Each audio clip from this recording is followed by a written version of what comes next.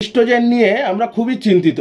Oestrogen নাকি আমাদের বডির শত্রু। ইস্ট্রোজেন কিন্তু অ্যাকচুয়ালি আমাদের বডির শত্রু না। ইস্ট্রোজেন দিয়ে আমাদের অনেক কাজও হয়, আমাদের বডির অনেক কাজে দরকার পড়ে। ইস্ট্রোজেন আমাদের লিবিডো মেনটেন রাখতে হেল্প করে। ইস্ট্রোজেন আমাদের জয়েন্ট লুব্রিকেশন মেনটেন রাখতে হেল্প করে।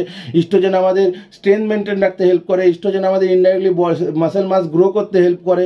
ইস্ট্রোজেন আমাদের কার্ডিওভাস্কুলার সিস্টেমকে প্রোটেক্ট করতে হেল্প করে।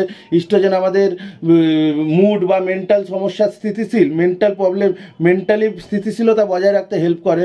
তাই ইস্ট্রোজেনকে আমাদের বডির শত্রু না, আমাদের দরকার ইস্ট্রোজেনের ব্যালেন্সটা ঠিকঠাক যেন থাকে, না বেড়ে যায়, বেড়ে গেলেও প্রবলেম, না কমে যায়, কমে গেলেও প্রবলেম।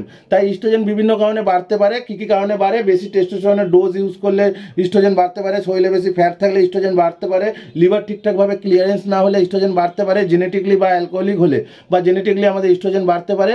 যখন ইস্ট্রোজেন বেড়ে যাবে আমাদের টেস্টোস্টেরনের ডোজটাকে মেনটেন করতে হবে। দরকার পড়লে আমাদের এআই বা অ্যারোমাটাইজ ইনহিবিটর মেডিসিন অ্যাড করতে হবে।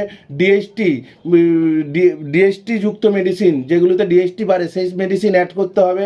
দরকার হলে আমাদের লিভার ক্লিয়ারেন্সে যেই সাপ্লিমেন্ট দ্বারা আমাদের লিভার দ্বারা ইস্ট্রোজেন, এক্সেস ইস্ট্রোজেন বেরিয়ে যায়, সেই সাপ্লিমেন্টস ট্যাগ করতে হবে, যেমন ক্যালসিয়াম ডি গ্লুকোরেট।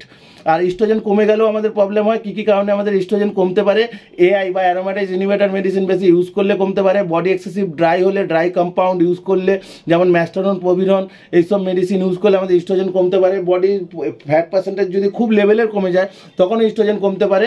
যখন কমে যাবে আমাদের কী করতে হবে? ডিএসটি লেভেলের যেসব মেডিসিনে ডিএসটি লেভেল বাড়ে সেই সব মেডিসিনকে বন্ধ করতে হবে।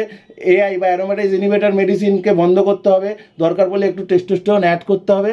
চলো, দেখা হচ্ছে আবার নেক্সট ভিডিওতে। আমার ভিডিও ভালো লাগলে লাইক, কমেন্ট, শেয়ার করো। চলো, সুস্থ থেকো, ভালো থেকো, বাই।